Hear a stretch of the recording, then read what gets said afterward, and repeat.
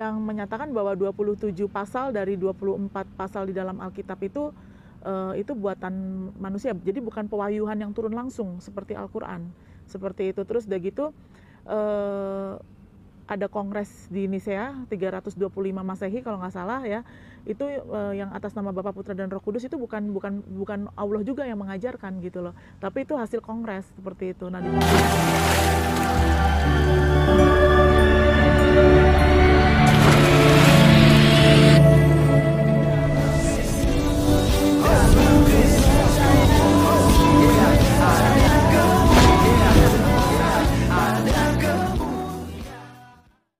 Salam Elechem Bisem Yeshua HaMashiach. Salam damai sejahtera di dalam nama Tuhan Yesus Kristus untuk kita semua. Teman-teman sekalian, seperti yang kalian dengarkan di awal tadi, bahwa ada 27 pasal dari 24 pasal itu yang bukan ditulis oleh, bukan wahyu langsung dari Tuhan katanya, tapi dibuat oleh manusia ya, tulisan manusia ya. Sebenarnya kalau saya mau tebak, ini mereka menuduh Rasul Paulus lagi teman-teman sekalian. Nah, di sini janggal sekali teman-teman sekalian. Kalian coba perhatikan baik-baik dan silakan berikan komentar Anda. Dari ada 27 pasal dari 24 pasal yang bukan wahyu dari Tuhan tapi ditulis oleh manusia. 27 pasal dari 24 pasal. Ya, saya juga bingung gitu ya. Katanya ngaji cerdas. Seharusnya kalau ngaji cerdas ini ya tolonglah cerdas sedikit juga untuk mengedit hal itu. Apa sih maksudnya? Karena Alkitab itu kalau kita bicara misalnya ya, di kitab Matius saja, satu kitab saja ya, Injil kitab Matius itu 28 pasal. Ya. Dan kalau diakumulasi semua ya, itu kitab di Alkitab itu ada 27 kitab loh ya di Perjanjian Baru. Dan di Perjanjian Lama ada 39 kitab. Jadi ada 66 kitab semua. Jadi bagaimana bahasanya itu? 27 pasal dari 24 pasal yang bukan wahyu dari Allah. Nah teman-teman sekalian, seperti apa videonya? Mari kita langsung cek berikut ini. Assalamualaikum warahmatullahi wabarakatuh. Perkenalkan, nama saya Rita. Saya tinggal di Bogor. Saya single moms dengan 2 anak. Pekerjaan saya jualan, berdagang di bidang kuliner, makanan siap saji. Saya masuk Islam di tahun 2012 dan agama asal saya dari Kristen Protestan. Awalnya itu karena pernikahan ya. Karena pernikahan dengan bapaknya anak-anak gitu kan. Nah, itu awal saya masuk Islam gitu kan. Tadinya saya belum tahu Islam itu bagaimana gitu. Pokoknya saya taunya Tuhan itu satu, semua agama itu ya sama ke Tuhan yang satu itu gitu kan. Itu prosesnya itu lucu lagi, itu dapat lagi gitu kan. Yang rencananya mau jadi pasangan hidup juga, agamanya Muslim lagi gitu kan. Agamanya Muslim lagi. Nah, di situ sempat tidak disetujui oleh orang tua dari calon saya itu, karena saya agamanya Kristen Nasrani gitu kan. Nah, terus di situ saya ada apa sih kok sampai segitunya ya, sampai saya nggak boleh ke rumahnya juga kalau saya masih agama Nasrani. Nah, dari situ saya langsung mencari ada apa sih ini dengan Islam tuh kenapa sih gitu kan.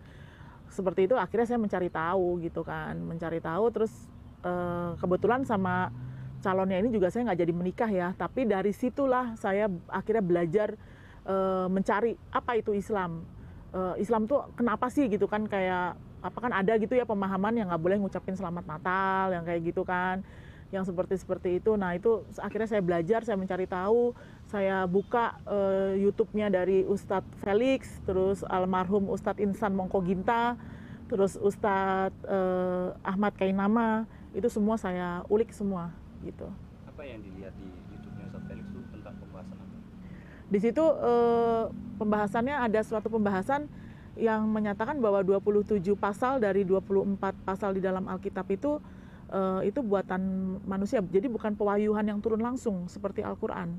Seperti itu. Terus udah gitu ada kongres di Nisea 325 Masehi kalau nggak salah ya. Itu yang atas nama Bapa, Putra dan Roh Kudus itu bukan Allah juga yang mengajarkan gitu loh. Tapi itu hasil kongres seperti itu. Nah, di situ saya baru dan yang paling dasar adalah saya baru mengetahui bahwa Yesus itu bukan Tuhan, bahwa Yesus itu termasuk 25 nabi ya.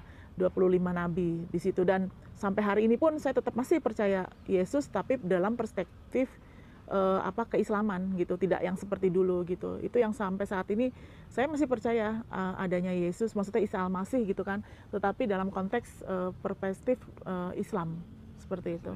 Yang menyatakan bahwa 27 pasal dari 24 pasal di dalam Alkitab itu buatan manusia, jadi bukan. Ya, oke, kita akan Nah, teman-teman sekalian, bagaimana tanggapan kalian setelah mendengarkan apa yang menjadi kesaksian daripada ibu ini, dan juga tanggapan kalian mengenai channel Ngaji Cerdas. Baik, teman-teman sekalian, kita harus luruskan hal ini dulu bahwa dia ini sebenarnya tidak paham kekristenan. Nah, saya setuju bahwa banyak orang Kristen yang kemudian pindah agama karena pasangan. Ya, walaupun sebenarnya Alkitab sudah melarang untuk tidak boleh menikah beda iman ya, beda kepercayaan ya. Tetapi ya namanya saja manusia bebal teman-teman sekalian. Nah, bisa dibilangin ya udah pilihan sendiri, yang mau apa boleh buat ya gitu. Jadi banyak yang kemudian meninggalkan Kristen karena itu. Padahal jelas dilarang dalam 2 Korintus pasal 6 ayat 14. Janganlah kamu merupakan pasangan yang tidak seimbang dengan orang-orang yang tak percaya. Sebab persamaan apakah terdapat antara kebenaran dan kedurhakaan? Atau bagaimanakah terang dapat bersatu dengan gelap? Jadi kita adalah orang-orang terang teman-teman sekalian. Di luar daripada Tuhan Yesus Kristus ya berada di dalam kegelapan. Mereka tidak akan bisa melihat keselamatan. Mereka tidak akan bisa masuk surga kalau mereka di luar Yesus. Itu sebabnya kita diajarkan untuk kita harus hidup mencari pasangan yang satu iman ya, satu kepercayaan kepada kita. Ya, janganlah kamu merupakan pasangan yang tidak seimbang dengan orang-orang yang tak percaya. Tak percaya kepada siapa? Kepada Tuhan Yesus Kristus teman-teman sekalian. Tapi perempuan ini kan langgar. Nah, kita akan bahas teman-teman sekalian. Dia katakan bahwa dia belajar dari Islam. Ya, belajar Islam itu ya dari Ustadz Feliciao teman-teman sekalian. Ya, dari orang-orang seperti Feliciao dia belajar gitu ya. Kemudian dari almarhum Insa Monggohinta. Nah, yang ketiga dari Bang Kei. Ya, Bang Kei kah? Ya, Bang Kei. Ustadz Ahmad Kainama maksud saya teman-teman sekalian. Karena katanya bisa dipanggil Kei ya. Jadi saya panggil dia Bang Kei. Nah, teman-teman sekalian, dia belajar dari orang-orang ini yang tetap ngawur teman-teman sekalian. Orang-orang yang memang pemberontak dari kekristenan. Orang-orang yang hanya mencari kelemahan kekristenan teman-teman sekalian. Orang-orang yang suka menghujat kekristenan. Itu ya masuk sama ya, satu rumpul dengan Ustadz Agustan ya. Bahkan ya seperti Aristo dan juga Donditan. Ya mereka komplotan itu teman-teman sekalian. Nah, kalau belajar dari orang seperti itu kekristenan dan juga belajar ya tentang Islam, tentu saja ngawur teman-teman sekalian, ngawur. Bukan hanya saja Anda diseret kepada kesesatan, tapi Anda juga ya Anda diseret dalam sebuah doktrin yang fanatik, yang premanisme, dan juga Anda akan diseret ya dalam sebuah pemahaman yang bertolak belakang dengan Islam NU ya, seperti ya misalnya Kiai Haji Buya Sakur gitu ya, Quraisy Shihab misalnya gitu ya. Jadi ini orang-orang NU yang tentu saja tidak sama dengan ilmunya Insa Monggoginta, Feliciao dan juga Ahmad Kainama ya. Tetapi tidak apa-apa teman-teman sekalian. Tapi kita perlu luruskan apa yang menjadi pernyataannya, bahwa di dalam Alkitab itu ada 27 pasal dari 24 pasal. Bayangkan ya, jadi ada 3 pasal bedanya. Kalau dia bilang misalnya 27 pasal itu dari 27 pasal atau mungkin dari 30 pasal, itu bukan buatan bukan wahyu dari Tuhan, tetapi dari manusia, misalnya ditulis oleh manusia sendiri. Tapi ini lucu, dari 27 kitab yang bukan wahyu dari Tuhan, dari 24 kitab. Kan ngawur sekali. Ini nampaknya tidak belajar kekristenan dengan baik. Kemudian teman-teman sekalian, katanya ada kongres, ada sebuah kesepakatan untuk memutuskan tentang Bapa, Putra, Roh Kudus di Konsili Nisea di tahun 325 Masehi. Ini sangat ngawur teman-teman sekalian. Ngawur. Dan inilah tuduhan-tuduhan sampah ya, dari misalnya Irene Handrono, Bangun Samudra, Ustadz Abdul Somad, dan juga beberapa ustadz yang lain yang mengangkat itu lalu memutarbalikannya. Padahal di dalam Konsili Nisea itu sebuah kesepakatan untuk melawan ajaran Arius, yaitu seorang uskup dari Alexandria Mesir yang tentu saja menolak keberadaan ya Tuhan yang Esa itu yang memiliki 3 pribadi dalam satu hakikat, yaitu Bapa, Putra, dan Roh Kudus. Karena Arius ini percaya bahwa Tuhan itu ya memang menjadi manusia, tetapi derajat Yesus Kristus itu ciptaan. Ya, ini yang dikembangkan oleh saksi Yehova saat ini. Jadi teman-teman sekalian, saksi Yehova tentu saja bukan Kristen. Mereka adalah bidatnya Kristen. Ya. Kenapa saya berani berkata demikian? Karena mereka tidak ada di dalam PGI, PGLI atau di KWI. Ya. Jadi saksi Yehova punya itunya sendiri ya, komplotannya sendiri. Tetapi dia mengatasnamakan Kristen. Dia suka itu bagi-bagi traktar. Dia bagi-bagi buku tentang akhir zaman. Dia tidak pilih-pilih loh. Baik kepada Kristen maupun kepada Islam. Itu dia bagikan itu buku. Itu saksi Yehova. Maka teman-teman sekalian tentu saja ini berbeda dengan kekristenan. Itu sebabnya ya bapak-bapak gereja dari seluruh dunia pada waktu itu melaksanakan sebuah konsili di kota Nicea untuk melawan ajaran Arius itu. Dan ditetapkanlah ya bahwa ajaran Arius itu adalah ajaran sesat, bidatnya Kristen. Karena memang Alkitab menerangkan 3 pribadi dalam satu hakikat, yaitu Bapa, Putra, dan Roh Kudus. Ya, contoh saja teman-teman sekalian, kita melihat di dalam kitab Kejadian ya. Ini kitab Musa yang pertama teman-teman sekalian, pasal 1 ayat 1 saja. Allah menciptakan langit dan bumi serta isinya. Kita lihat ayat 1 sampai 3. Firman Tuhan katakan begini, pada mulanya Allah, catat baik-baik, ada Allah. Kemudian menciptakan langit dan bumi. Bumi belum berbentuk dan kosong, gelap gulita menutupi samudera raya dan roh Allah. Ya, 2. Ya, Allah, roh Allah melayang-layang di atas permukaan air. Dan yang ketiga, berfirmanlah Allah. Berfirmanlah Allah, jadilah terang, lalu terang itu jadi. Maka teman-teman sekalian, kalau kita melihat hal ini, kita menemukan 3 pribadi dalam satu hakikat, yaitu pribadi Allah, pribadi roh Allah, dan pribadi firman Allah, sang logos. Makanya di dalam Al-Quran itu disebutkan sebagai Isa Kalimatullah.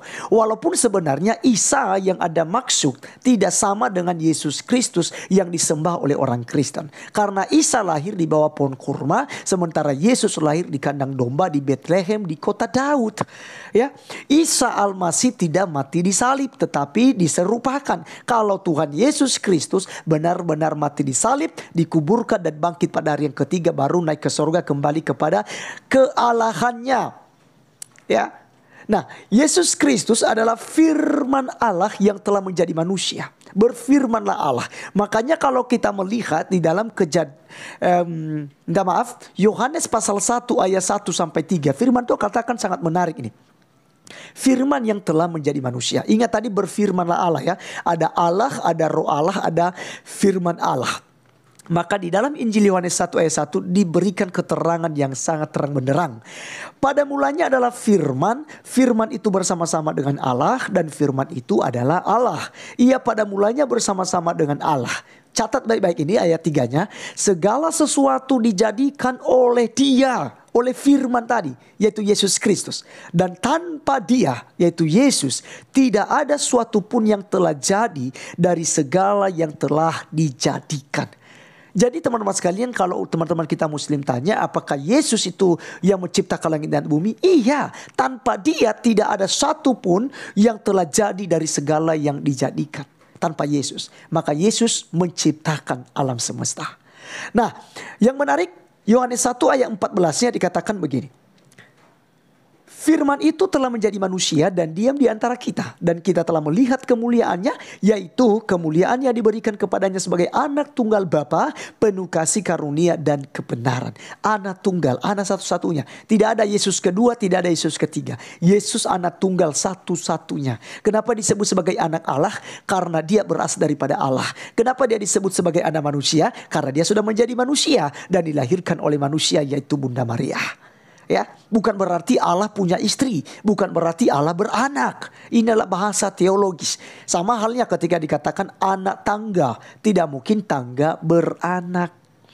Oke ya teman-teman sekalian, jadi tolonglah Bu ya, kalau ada mau belajar tentang Kristen, jangan belajar kepada Insa Monggo Ginta, kepada Ahmad Kainama dan juga Feliciau ya, tapi belajar kepada saya silakan ya, silakan. Ya ada nomor saja di deskripsi, silakan hubungi bisa ya. Bisa tanya-tanya tentang kekristenan. Terima kasih teman-teman sekalian. Sekian video kali ini. Sampai ketemu di video berikutnya. Saya Arif Gula undur diri. Dan Tuhan Yesus memberkati kita semua. Salam.